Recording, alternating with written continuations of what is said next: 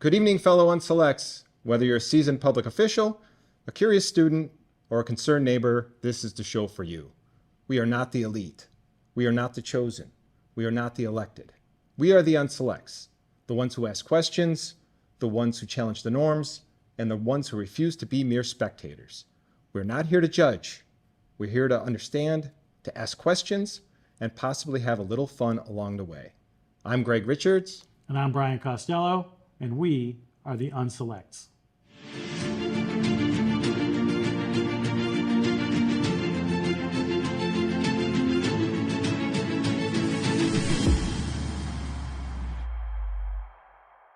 Good evening, fellow Unselects. On tonight's episode, we're going to ask three questions. The first is, can Shrewsbury Public Schools add students at no additional cost? Second, we're going to ask, how can we hold town meeting members accountable? And finally, how can we towns push back against state mandates? Tonight's episode, unlike the last episode, we're going to go through certain warrants that were presented at the town meeting a few weeks ago. As you remember earlier, we talked about the process, and tonight we're going to specifically talk about those town meeting members and the warrants that we went through. And we're going to start with the primary town budget.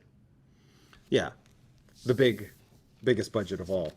So one of the key parts that we want to focus on the budget is the school piece, right? The school is a majority of the budget, $86+ million. Mm-hmm. Huge contribution, right? And the thing that we want to just talk about here, and the reason why we're talking about it is we brought it up, I think, starting back when we were talking about the MBTA, Article 44, and it's when we add students in Shrewsbury, what is truly the cost to Shrewsbury Public Schools, right? And we've made a lot of our arguments, and we're going to look at that again.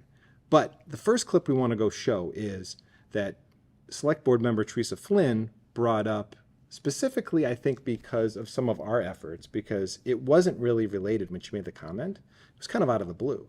She asked Chris Girardi and Joe Sawyer, hey, by the way, we've heard a lot of talk about what it costs to add incremental, or what the incremental cost to add students is.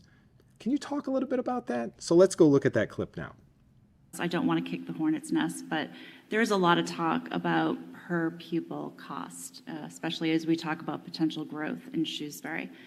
And I was hoping you could clarify for all of us, specifically when we look at adding students to the system, are we applying that average per pupil cost to each incremental student?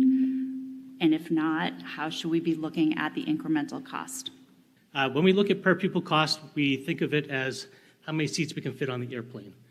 So if we're looking at the per pupil cost of just over $17,000 per student, if we receive 15 students from, say, a new housing complex, those numbers can add up pretty quickly.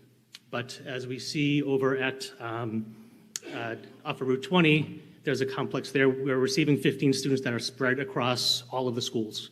We're able to absorb them at no cost. So the numbers would have to stack up pretty significantly at a specific school, at a specific grade level, to where it would need to incur additional teachers, additional transportation or buses for that community. So the interesting thing I found is that Chris Girardi says we're trying to fill the airplane. We look at it like an airplane, and we can add these students at no cost. Now, I think we're going to go through this again, and we'll explain quickly. In much more detail, if you're interested, go back and watch episode 2 when we talk about MBTA communities. And where this stems from is that we had come up as part of Article 44 discussions, the town had claimed it only cost $4,500 to add students. Remember that. All right. We all know, and they've talked about it, it was even in the budget book, that per student cost in Shrewsbury is $17,700. All right. I'm going to make an argument here, is that if you look at two scenarios, that the concept that we can add students at no incremental cost is just not feasible. And we'll talk through that quick. Now, I'm not going to go through this, and I'm not going to explain where all this data comes from. This was from DESI, okay?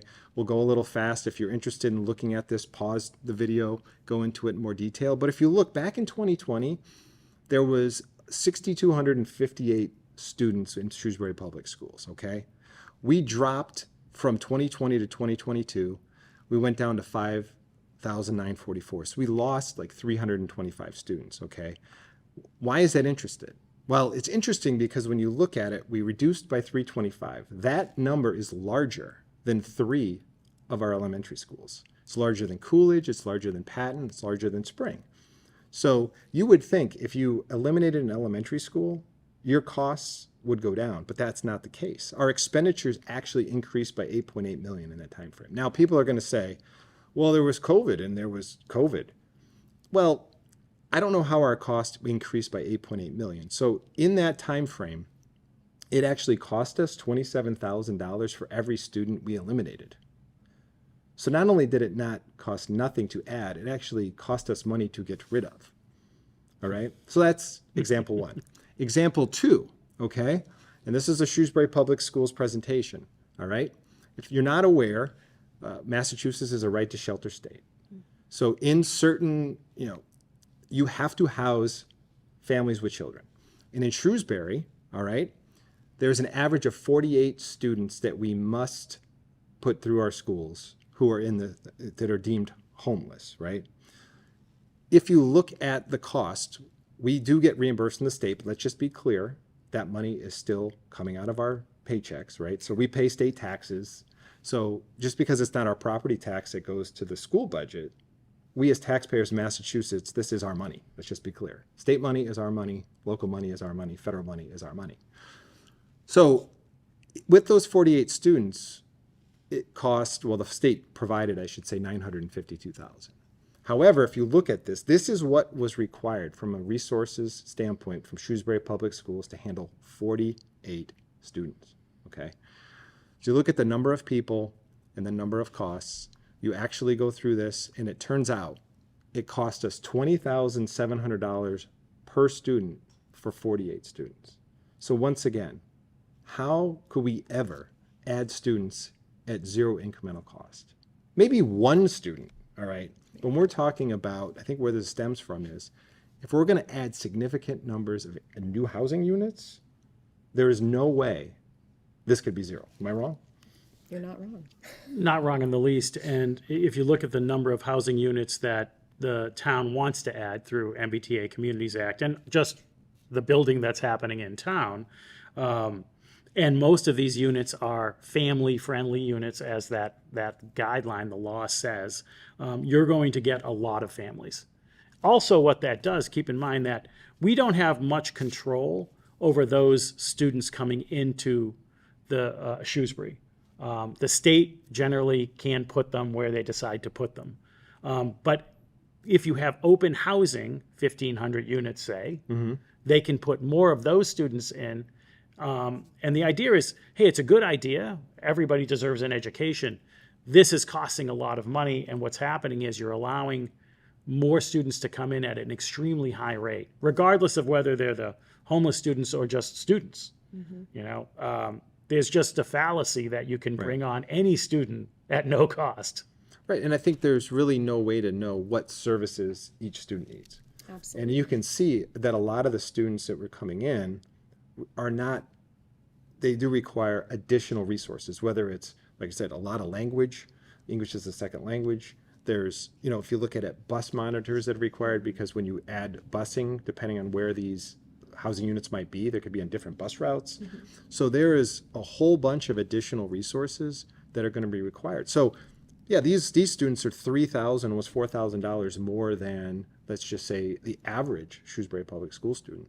So to get this number to 0, I mean, you have to have like the golden unicorn student, right? That it just moves in from another town, is already at or above performance when it comes to grade level, right? And is a model student, right? To even come close to getting that. So, I mean, maybe we're completely wrong. And I've always said, hey, if anybody from Shrewsbury Public Schools, right, or the school committee would like to come on and explain why our math is incorrect, or how we can actually educate additional students at $0, we'd be happy to have them on. So please contact us, right? Our email is below here. So we're happy to have you on. So one thing I would add too is, back to that airplane analogy, it's not just about how much you spent for that ticket on the plane, right? I think about the whole extra leg room thing, right? If I don't spend the extra, I might end up in a small, uncomfortable seat. right? When we look at it in terms of students and their school experience, their upbringing here in Shrewsbury, if we keep adding more housing, adding more students, I think back to my older child who told me last year, I don't know anyone on my class list for fifth grade. And so those of you with kids will know in Shrewsbury in fifth grade, everyone comes together from our 5 elementary schools into Sherwood. And that broke my heart. I grew up in Westboro, one town over. I knew everybody in my class at that point. And so for him it was heartbreaking to hear, I don't know any of these kids. It was like, oh, maybe we've already gotten too big and we've kind of passed that point. But that's where I think it's important that we maybe take a pause as a community and think about the ramifications. If we do allow an extra 1,500 apartment units to go up at Christmas Tree Shop Plaza, what does that mean just from a non-financial cost perspective, right? The cost of the upbringing of our kids here in town. Right? Yeah. And I think on the capacity piece, I think when you look at it, because I looked at the capacity, I think in the elementary level, right, if you look at what the buildings can house, I think we're okay. However, keep in mind, when we're looking at that, we're looking at schools that we already are using modular classrooms that they've bolted onto schools, right, to get them to a certain point. And that's only the elementary level. We're over capacity in Oak, we're over capacity in Sherwood, and we're over capacity at the high school. And I think I put the numbers here. Oak, we're at 105% of capacity. Sherwood, we're at 102. And at the high school, we're at 127% of capacity. So even if the elementary schools by themselves, right, can support the sizes and those additional students, they all are funneling, to your point, into a choke point when you start at the middle school and the high school level, which at some point in time we have to address, right? I think it goes back to that checklist that we showed in the last episode, which is basically ask the questions, because there's consequences to questions when you don't think long term. Yeah. And the consequence is allowing this kind of building consistently in the town. You're not thinking about the future, and suddenly you have a giant bill that we are going to pay. Now, speaking of long-term consequences, okay, let's transition to Article 32, okay? Now, Article 32 was a citizen's petition, which is by citizen's petition. It says by petition there, and that is to rezone a parcel of land, Holden Street and Clinton Street, and actually revert it back to what it was. It was zoned as commercial property. It was back in 2020, as part of town meeting, a developer, right? This is a bone I have to pick. A developer came to the select board, to the town, and said, I would like to change the zoning of this parcel of land to limited industrial. Now, when they do that, and when a developer brings a warrant article, it does not say brought by developer. It just says article. So from a town meeting member who isn't engaged or isn't attending pre-town meeting or may not know, it looks like, oh, this must have been from the town. But if you're a citizen and you say, hey, I think I have a good idea, I want to change something, well, it's blatantly obvious that it says, hey, it's by petition. This is not normal. So, it's kind of like that, the flashing red lights, buyer beware, caution, warning. So what I wanted to dig into, I'm going to go back, right? We're going to look at what was actually talked about at town meeting in 2020, because it came up where people said, we voted on this twice. Well, I want to go back to 2020 because it was a unique situation. It was COVID, limited number of people. So let's go back and listen to the attorney for the developer explain what this petition was all about. 160 Holden Street, which is a wholly owned subsidiary of GFI Partners, acquired this property in late January and has moved forward to try to consolidate the Worcester Sand and Gravel, now known as Worcester Sand and Stone operation. COVID has certainly impacted our review of the site. We met very early with the town, and this is really the first step in coming up with a full-blown master plan for the site, for the consolidation of the Worcester Sand and Stone operation, and determining the best means of use. So if this is allowed by this town meeting, we'll move to the next step. We'll do further diligence on the site as far as testing of geotech conditions, soil conditions, wetland conditions, develop a master plan, work closely with the town manager's office and the planning department, and then start to incorporate that into the myriad of reviews that are required, as Ms. Loss indicated, both at the town level and at the state level. Okay, so if you listen to that, it was clear that essentially said, hey, we just bought this parcel in January. We're not sure exactly what it's going to become, but we're going to work with the town and put together a plan if this moves forward. No indication of what the use would be. Now, in other parts and other meetings before that, there was a list of things that could be done, but I'm not sure how many people looked at that. When you were at town meeting outside at Oak in the middle of August, I'm not sure you could make the best decision on what was coming up. The thing I wanted to show is, the reason why I want to bring this up is, if you look at what the proposed project is, and this is where it goes back to Brian, the think, and Carolyn, right? We're talking about 16 football fields here, right? 2 industrial warehouses that are completely going to change what the terrain is right off 290 in that part of town. So you're completely dramatically changing what that neighborhood looks like for those residents. And I understand why they may be upset by this. Fair? Fair enough. Yeah. I mean, just imagine if I lived in that neighborhood. You saw me get upset about Article 44. I would be really upset about this. Just the footprint of these buildings alone is disturbing to me. I feel badly for the people that live in this neighborhood. I feel bad for our entire community because this is over our town aquifer and one of our main water sources in town. And, you know, I went to the hearing that they had, I think it was with Finance Committee or maybe it was with the Planning Board, you know, and they tried to tell us that they would put in some rain gardens and it will make the water even more pure than it would be otherwise. And I'm like, you know, if it sounds too good to be true, it probably is. And I just, again, I come back to the kids and the experience here in town and I'm like, gosh, anyone that has kids that play Little League, you know there's not enough parking at Dean Park. Like for a baseball game, you literally, you have to circle. You can barely find enough parking spots. I'm like, this would have been a lovely place to put a park. But now it's, you know, well, we don't have control over it. It's a private real estate transaction. It's just zoning and, you know, we're going to put up R&D and biotech labs, but that just never seems to be the case. We got another one of these right near where we are on Walnut, the 2 Centec buildings. And again, kind of got pushed through during COVID and I was oblivious to it. And, you know, now my kids will face those repercussions of polluted air. I think the issue is the town, I guess the town fathers and the politicians, they convince folks that it's better to have commercial tax benefits, right? And I don't necessarily disagree with smart commercial building allowing for a better tax base.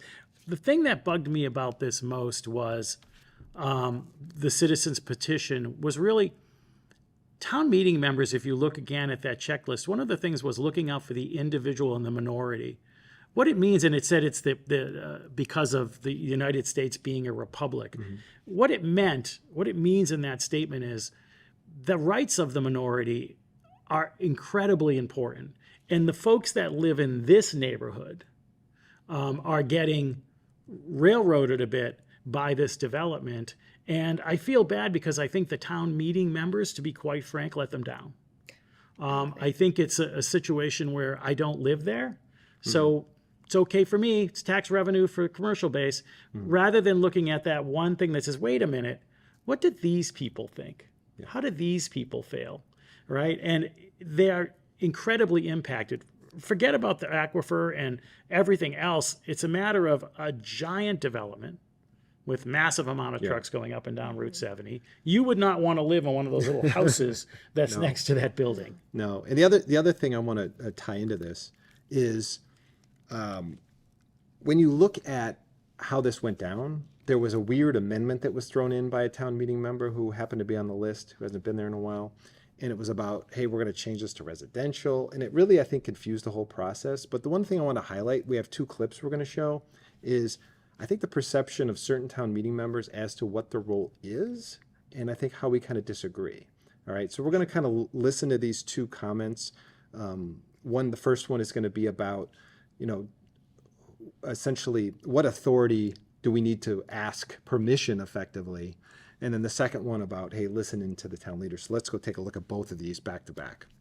Patrick Pitney, Precinct 5. Mr. Moderator, in order to consider this amendment, would we need a recommendation from 1, the Finance Committee, and 2, the Planning Board? You can do it. It's nice to have those, but you don't need them. Okay. They've had as much time as anybody else. All right.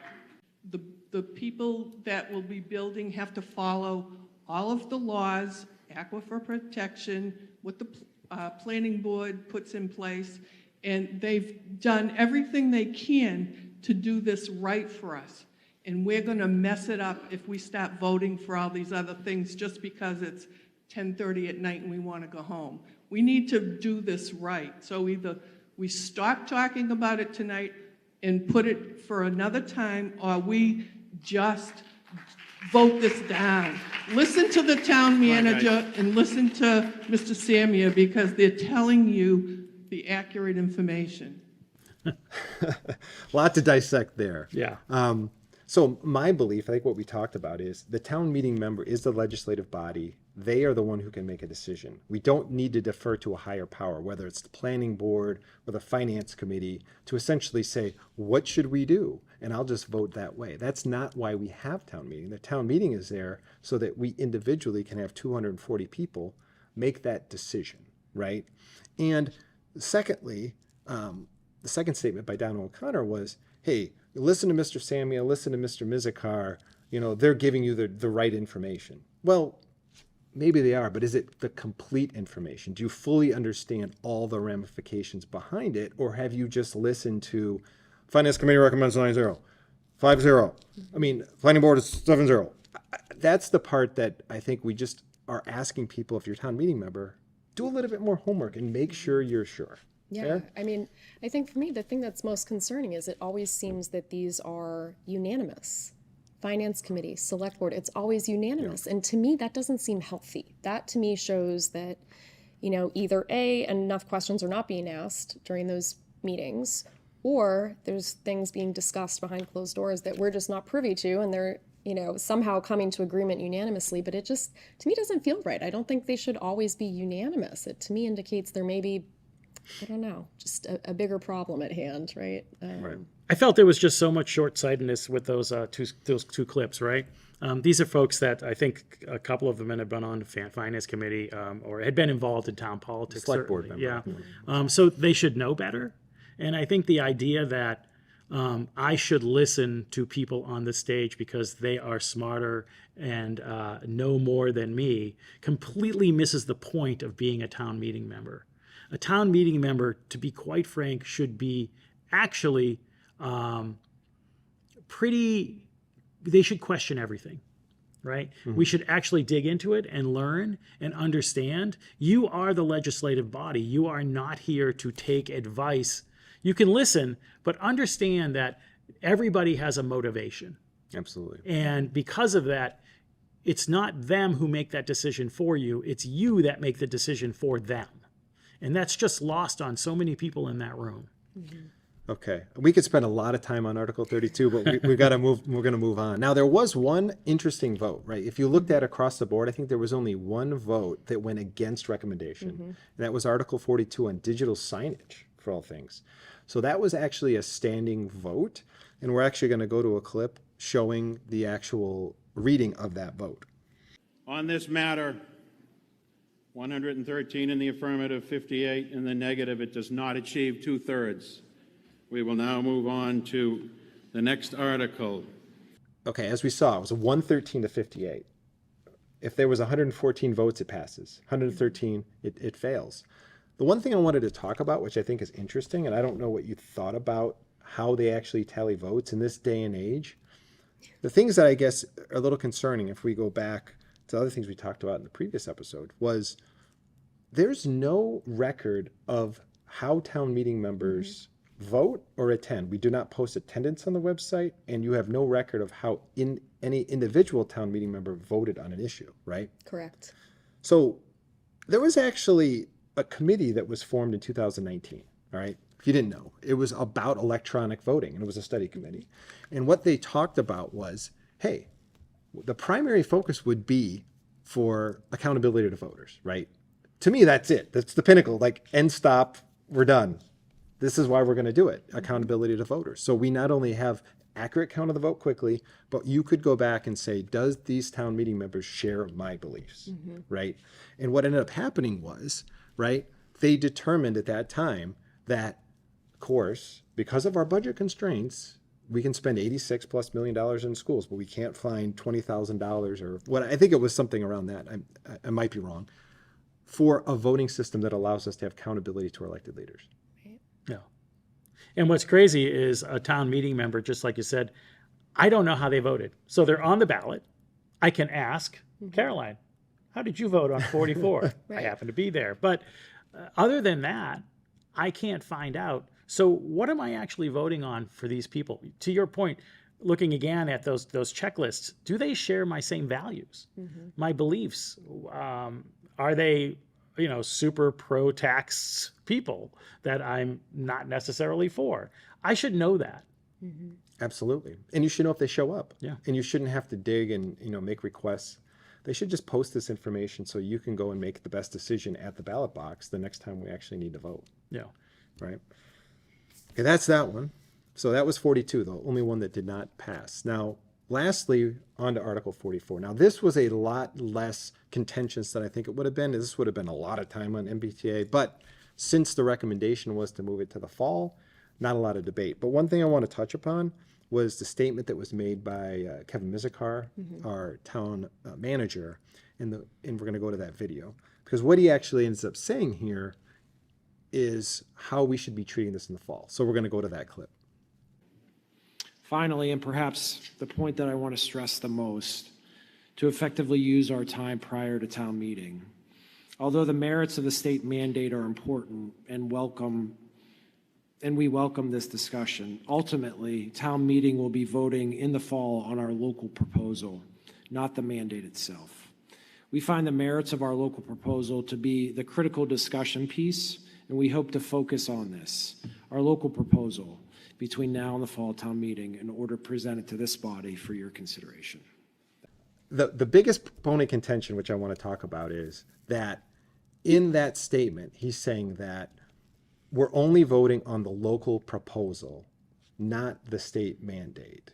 And that's why I want to go right back to this checklist, right? Because I totally disagree with that mindset. You cannot ask people to separate something like that, and you're actually telling them that they shouldn't when you look at this voter checklist, right? Right. Yeah. So if you look at it here, what does it cost ultimately? If I went down this thing, I would say MBTA, is it necessary? No. Is anybody in Shrewsbury asking for it? No. Can we afford it? No. What will it cost ultimately? A lot. How will it affect basic liberties? Well, we're changing zoning for another, for a higher power that we didn't really want to agree to. Is it in the best interest of everybody? No. Is it a foot in the door? Absolutely. Does it place too much power in an individual or group? Yes, the Attorney General in the state, it does. Does it recognize the individual? No. Is it? I can just keep going, right? Yeah. So if you can answer no to those, that state mandate says we should have to do it, absolutely should be part of it, right? Yeah, 100%. I mean, I think about what is this about, right? Yeah. I'm all for building housing I want everyone to have a home. I don't want to come across like the Wicked Witch of the West. I want everyone to have a home. I don't like that the state of Massachusetts is telling us how many apartments to build in town, and I don't like that it's being positioned, well, it's just zoning. Just because we zone, it doesn't mean there will be building. And I'm like, but if you build it, they will come. So if you zone it, they will build. And I think repeatedly what we have seen is real estate developers in the state of Massachusetts are hungry. And just because you have the room to develop somewhere doesn't mean you should. And it goes all back to that checklist. Just because there may be ample space to put apartments there, it doesn't mean that we should.